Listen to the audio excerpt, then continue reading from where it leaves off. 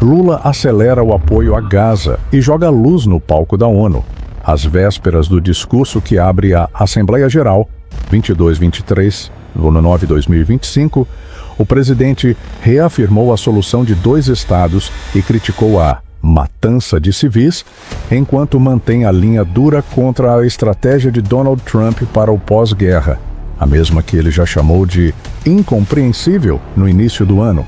O atrito com Israel cresceu nos últimos meses, com Brasília apoiando iniciativas que enquadram as ações em Gaza como genocídio e aderindo a processos em fóruns internacionais.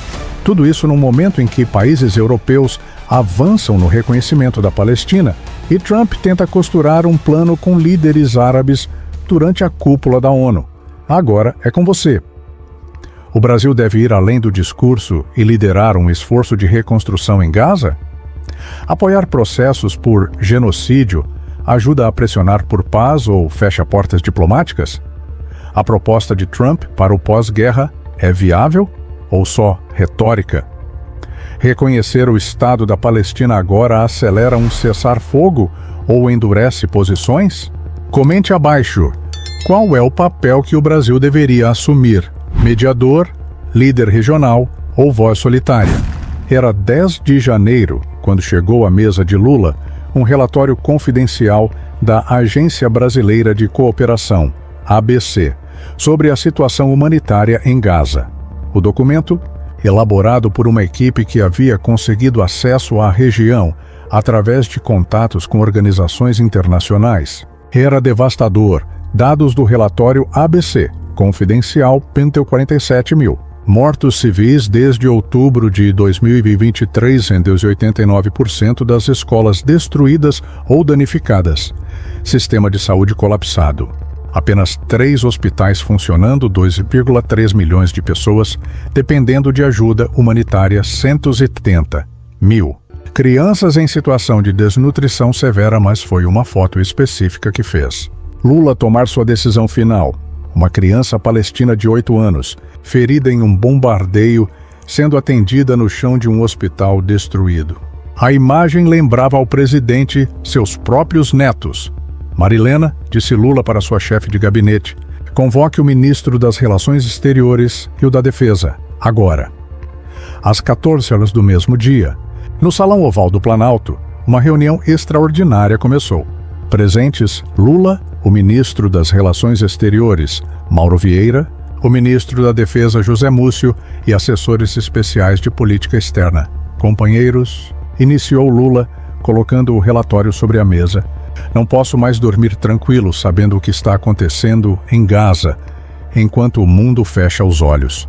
Mauro Vieira, experiente diplomata, tentou ponderar. Presidente, essa é uma questão extremamente delicada. Os americanos e israelenses não vão gostar. Não me importo, cortou Lula. A dignidade humana não tem nacionalidade. Vamos acelerar nosso apoio a Gaza e vamos fazer isso de forma que o mundo todo veja. Lula priorizando dignidade humana sobre relações diplomáticas convencionais. Vocês fariam o mesmo no lugar dele? É coragem ou imprudência? Opinem. Em 48 horas, o governo brasileiro havia elaborado o que foi chamado internamente de Operação Esperança, Gaza, o mais ambicioso programa de ajuda humanitária internacional já desenvolvido pelo Brasil. Os 5 pilares da operação. Ajuda humanitária imediata. 500 milhões em medicamentos, alimentos e suprimentos médicos. Hospital de campanha brasileiro. Montagem de estrutura médica com 200 leitos em Gaza Ponte Aérea Humanitária.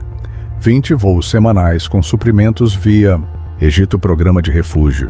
Recebimento de 10 mil palestinos feridos para tratamento médico no Brasil. Pressão diplomática.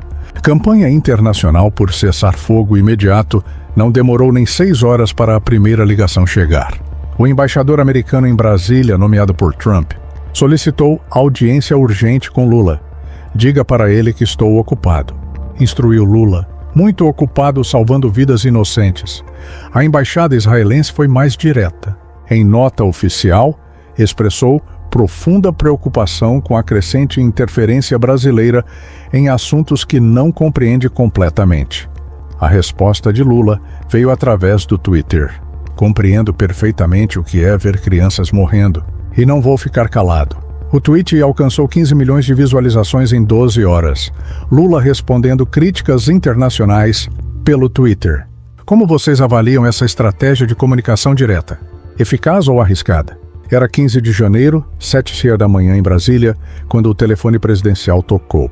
Do outro lado da linha, uma voz familiar, mas mais agressiva do que nunca. Donald Trump. Lula, what the hell are you doing? Lula, que diabos você está fazendo? Começou Trump dispensando formalidades diplomáticas.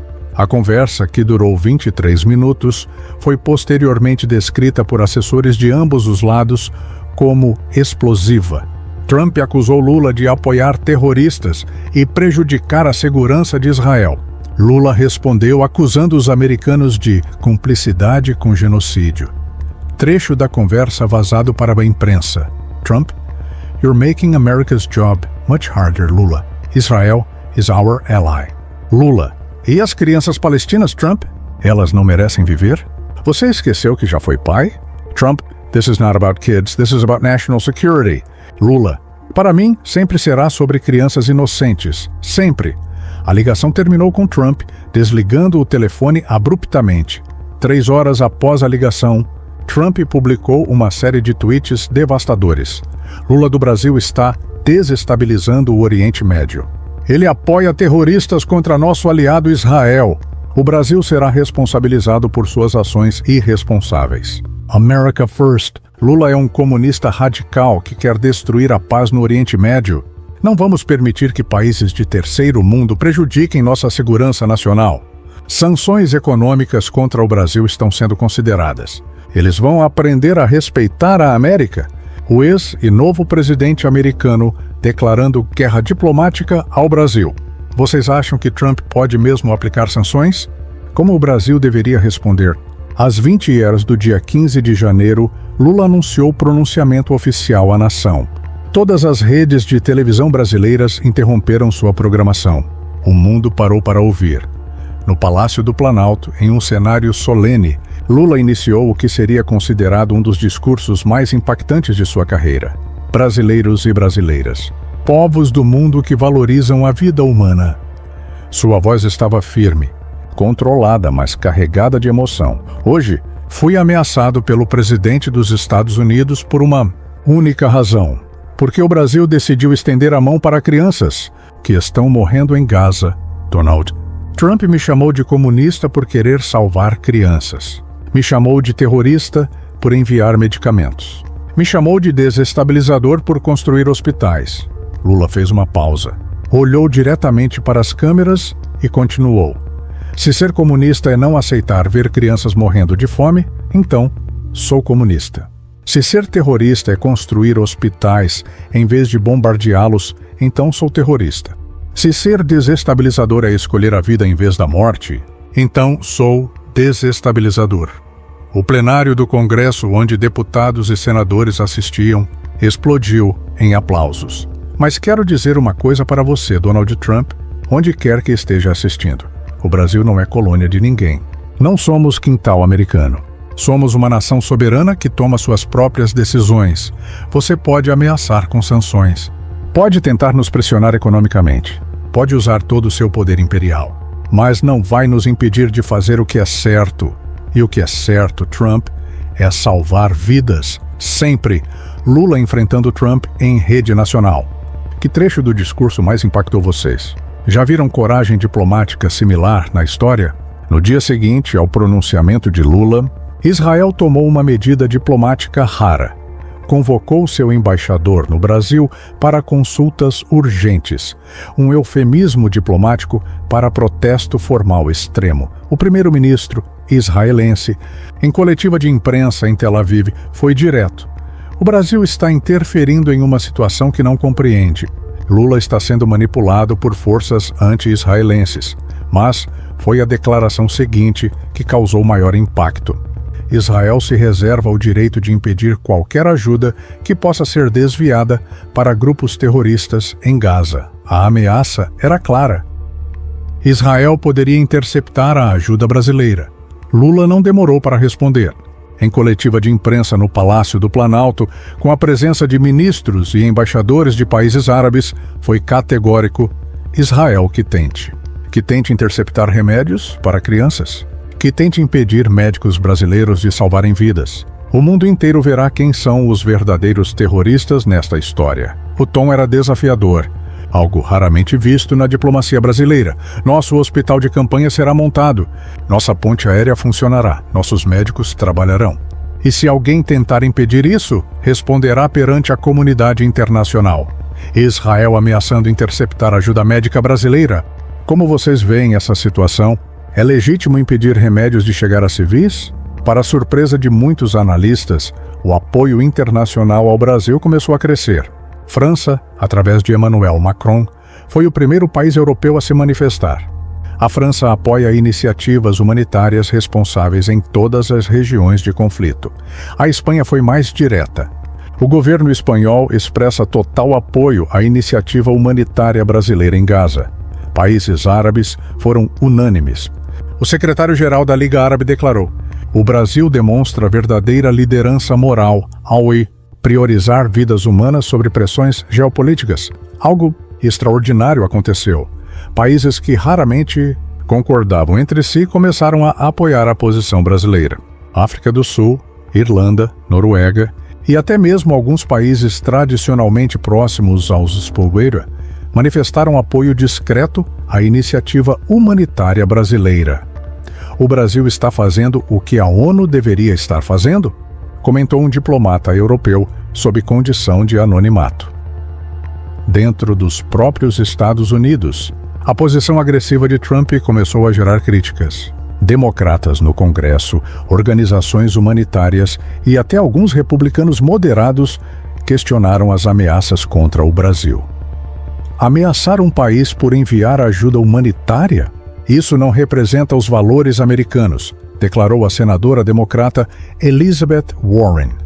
O mundo se dividindo entre apoiar Trump e Israel ou Lula, Brasil. Que lado vocês acham que representa melhor os valores humanitários? Em 25 de janeiro, às 6 da manhã, o primeiro avião da Força Aérea Brasileira, carregado com suprimentos médicos, decolou da base aérea de Brasília, com destino ao Cairo, Egito, porta de entrada para Gaza a bordo. 15 toneladas de medicamentos, 200 médicos e enfermeiros voluntários e equipamentos para a montagem do Hospital de Campanha Brasileiro. Lula estava presente na cerimônia de decolagem. Suas últimas palavras para os voluntários foram emocionantes. Vocês levam mais do que remédios, levam a alma solidária do povo brasileiro. Mas às 14h30, quando o avião brasileiro sobrevoava o Mediterrâneo, 2 caças israelenses F-35 se aproximaram da aeronave. A escolta forçada durou 40 minutos tensos, durante os quais o piloto brasileiro manteve contato constante com Brasília. Aqui é KC-390 Brasil. Estamos sendo escoltados por caças israelenses. Mantemos rota para Cairo, reportou o comandante. A tensão era extrema. Um incidente aéreo poderia gerar uma crise internacional sem precedentes. Após intensa negociação diplomática nos bastidores, incluindo ligações diretas entre Brasília, Washington e Tel Aviv, os caças israelenses se afastaram. O avião brasileiro prosseguiu para o Cairo, mas a mensagem havia sido enviada. Israel estava disposto a ir longe para impedir a ajuda brasileira. Caças israelenses interceptando avião humanitário brasileiro. Como vocês reagiriam se fossem o piloto? E se fossem o Lula recebendo essa notícia? Em tempo recorde, a equipe médica brasileira montou o hospital de campanha na fronteira de Gaza com o Egito. A estrutura, com 200 leitos, UTI moderna e centro cirúrgico, se tornou a maior instalação médica da região. Dr. Ana Carolina Santos, chefe da missão médica, relatou por videoconferência para Lula. Presidente, em 48 horas já atendemos 847 pacientes. Salvamos 23 crianças que não teriam chances em outros lugares. As imagens do hospital brasileiro funcionando chegaram ao mundo todo. Médicos brasileiros operando crianças palestinas feridas, enfermeiras cuidando de famílias inteiras, voluntários distribuindo alimentos. As redes sociais explodiram com hashtags #BrasilSalvaVidas e Co-Hospital da Esperança. Vídeos de crianças palestinas sendo salvas por médicos brasileiros alcançaram centenas de milhões de visualizações. Um vídeo específico viralizou. Uma menina palestina de 6 anos, após cirurgia bem-sucedida, tentando falar português para agradecer aos médicos brasileiros. "Obrigada, Brasil", dizia ela. Com sotaque palestino, o vídeo foi assistido por 400 milhões de pessoas em uma semana. Mas o sucesso da missão brasileira incomodava ainda mais Israel e Estados Unidos. Trump intensificou as ameaças. "O Brasil está prolongando seu conflito. Eles estão sendo usados por terroristas?" Israel foi mais direto. Fechou completamente o acesso a Gaza, impedindo a entrada de novos suprimentos brasileiros. Médicos brasileiros salvando vidas em zona de guerra. Vocês se voluntariariam para uma missão assim? Que sentimento isso desperta em vocês? Em 5 de fevereiro, Trump cumpriu suas ameaças. Em decreto executivo, impôs sanções econômicas pontuais contra o Brasil, mirando especificamente empresas envolvidas na Operação Gaza. As sanções incluíam congelamento de assets de empresas brasileiras que apoiaram a missão, restrições de viagem para autoridades brasileiras envolvidas, suspensão de acordos comerciais específicos, pressão sobre aliados para isolarem o Brasil. Diplomaticamente, a resposta veio no mesmo dia. Em coletiva de imprensa que entrou para a história, Donald Trump pode congelar nosso dinheiro, pode impedir nossos diplomatas de viajar, pode tentar nos isolar economicamente, mas não pode congelar nossa humanidade. Cada sanção que ele aplica contra o Brasil por salvarmos crianças é uma medalha de honra para a nossa nação. E quero dizer mais: se o preço de ter consciência é sofrer sanções americanas, pagaremos esse preço com orgulho. As sanções causaram impacto imediato nos mercados brasileiros. O dólar disparou, a bolsa caiu 8% em um dia. Empresas multinacionais começaram a pressionar o governo, mas algo inesperado aconteceu. Uma onda de apoio popular sem precedentes tomou conta do país. Nas redes sociais, orgulho de ser brasileiro dominou os trending topics. Multidões foram às ruas em apoio ao governo, mercados despencando, mas povo apoiando. Como vocês avaliam esse dilema? Vale a pena pagar o preço econômico pela dignidade moral? Em 10 de fevereiro, um vazamento mudou completamente o cenário. Um hacker anônimo divulgou conversas internas da Casa Branca, onde Trump e seus assessores discutiam estratégias para quebrar economicamente o Brasil até que Lula se curvasse. Mais grave, as conversas revelavam coordenação direta com Israel para impedir ajuda humanitária, incluindo planos para incidentes que justificariam ações mais duras. Uma frase específica de Trump vazou: "Vamos mostrar para esse Lula comunista quem manda no mundo. Ele vai implorar para parar essa palhaçada de Gaza." O vazamento causou indignação global. Países que haviam se mantido neutros começaram a condenar abertamente as ações americanas. A União Europeia emitiu nota de profunda preocupação com as tentativas de impedir ajuda humanitária. Organizações internacionais se posicionaram. A Cruz Vermelha Internacional declarou: impedir ajuda médica a civis é violação do direito humanitário internacional. Até mesmo dentro dos Sul-Cafuntiwa, a repercussão foi devastadora. Manifestações pró-Brasil tomaram universidades americanas. Políticos democratas exigiram investigação sobre o comportamento de Trump. Pressionado internacionalmente, Israel anunciou flexibilização temporária do bloqueio, permitindo entrada limitada de suprimentos brasileiros exclusivamente humanitários, mas o recado estava dado. A pressão internacional havia funcionado, Trump sendo exposto em conversas secretas sobre quebrar o Brasil.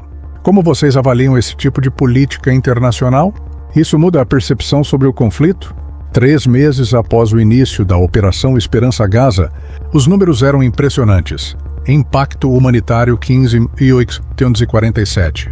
Pacientes atendidos no Hospital Brasileiro 1.340. Cirurgias realizadas 90. Vidas salvas. Diretamente punidos. Pessoas assistidas com alimentos e medicamentos. 200. crianças tratadas por desnutrição, trabalho brasileiro. Em Gaza recebeu reconhecimento mundial. A ONU concedeu à missão brasileira o Prêmio de Excelência Humanitária. A Cruz Vermelha Internacional nomeou Lula embaixador especial para crises humanitárias. Mais importante, outros países começaram a seguir o exemplo brasileiro. Espanha, França e Irlanda anunciaram missões médicas próprias em Gaza, mas o custo para o Brasil foi alto. As sanções americanas causaram perdas econômicas estimadas em 23 bilhões de dólares. Empresas multinacionais reduziram investimentos. O crescimento econômico desacelerou. Pesquisas, no entanto, mostravam que 67% dos brasileiros aprovavam a posição do governo, mesmo com o custo econômico. Vidas salvas versus perdas econômicas. Como vocês fazem esse cálculo? Existe preço para a dignidade nacional? Qual é o limite do que um país deve fazer por outros? Em março de 2025, algo surpreendente aconteceu. Através de canais diplomáticos sigilosos, os Estados Unidos propuseram uma solução negociada para a crise. A proposta americana era simples: o Brasil reduziria sua presença em Gaza e, em troca, os Sporewa retirariam as sanções e ofereceriam um pacote de investimentos de os 15 bilhões de dólares para o Brasil. O encontro aconteceu em território neutro. A embaixada brasileira em Roma. Presentes, representantes de alto nível do Cisco, Brasil e até mesmo Israel. A proposta americana foi apresentada pelo subsecretário de Estado. É uma win-win situation. Vocês saem como heróis humanitários, nós resolvemos nossa questão de segurança e todos ganham economicamente. Lula ouviu a proposta em silêncio, fez algumas perguntas técnicas e pediu 24 horas para decidir. Na manhã seguinte, deu sua resposta através de videoconferência direta de Brasília. Cavalheiros, agradeço a proposta, mas nossa resposta é não. Não negociamos vidas humanas por dólares. Não trocamos dignidade por investimentos. E não abandonamos quem precisa de nós por conveniência política. Nossa missão em Gaza continua até que não seja mais necessária. Não até que seja conveniente para Washington. A resposta americana veio através de Trump em suas redes sociais. Lula rejeitou nossa oferta generosa. O Brasil vai pagar caro por sua teimosia? Novas sanções estão chegando, mas desta vez a ameaça soou vazia. A opinião pública mundial estava com o Brasil. Lula recusando os 15 bilhões de dólares para manter a dignidade. Vocês fariam a mesma escolha? Dinheiro ou princípios? O que pesa mais numa decisão dessas? 6 meses após o início da crise, o cenário havia mudado completamente. O Brasil havia se tornado referência mundial em diplomacia humanitária. Jovens do mundo todo viam Lula como símbolo de coragem moral. Universidades americanas criaram cursos sobre o caso Gaza Brasil, como exemplo de liderança ética na política internacional. O Hospital Brasileiro em Gaza se tornou modelo replicado em outras regiões de conflito. Dentro do próprio Brasil, a crise havia fortalecido o sentimento de orgulho nacional. Pesquisas mostravam que 73% dos brasileiros se sentiam mais orgulhosos de ser brasileiros após a posição do governo em Gaza. A economia, inicialmente abalada pelas sanções, começou a se recuperar através de novos parceiros comerciais. Países árabes, europeus e asiáticos aumentaram seus investimentos no Brasil. Em dezembro de 2025, Lula foi indicado ao Prêmio Nobel da Paz por sua liderança humanitária em momento de crise internacional. Mesmo não ganhando o prêmio, a indicação foi vista como reconhecimento mundial de sua posição. Lula, indicado ao Nobel da Paz. Vocês acham que ele mereceria ganhar? Que outros líderes brasileiros poderiam ter tido essa honra? 2 anos após a crise, Lula concedeu uma entrevista retrospectiva à BBC. Perguntado sobre se faria tudo de novo, sua resposta foi simples: faria tudo igual, talvez até com mais intensidade, porque descobri que o Brasil pode ser respeitado no mundo não pelo tamanho de nossa economia ou força militar, mas pela grandeza de nossos valores. Trump achava que me intimidaria com sanções. Israel pensava que nos curvaria com ameaças. Ambos se enganaram. Subestimaram algo fundamental. Quando você está do lado certo da história, o mundo inteiro termina ao seu lado. A verdadeira força de uma nação não está em suas armas ou seu dinheiro. Está em sua capacidade de fazer o que é certo mesmo quando é difícil. O jornalista da BBC fez a pergunta final: Presidente Lula, qual sua mensagem para líderes mundiais que enfrentam dilemas parecidos? Lula sorriu e respondeu: simples, escolham sempre a vida. Escolham sempre a dignidade. Escolham sempre fazer o que é certo, não o que é fácil. A história julga aqueles que têm coragem de ficar do lado certo quando o mundo está dividido. Escolher sempre a vida e a dignidade. Vocês concordam com essa filosofia política? Como aplicariam isso em suas próprias vidas? Se vocês fossem presidentes, arriscariam a economia do país para salvar vidas em outro continente? Até onde vai nossa responsabilidade humanitária? O Brasil deve ser mais ativo em conflitos internacionais ou focar apenas na América do Sul? Qual deveria ser nosso papel no mundo? Vale a pena perder bilhões em sanções para manter princípios morais? Como equilibrar pragmatismo e idealismo na política? É possível para o Brasil manter independência diplomática sendo vizinho do Iraque? Como lidar com a pressão americana? Vocês se voluntariariam para missões médicas em zonas de conflito? O que os motiva a ajudar pessoas desconhecidas? Criem sua própria política externa. Se vocês fossem presidentes do Brasil hoje, qual seria a sua posição? Compartilhem suas estratégias nos comentários.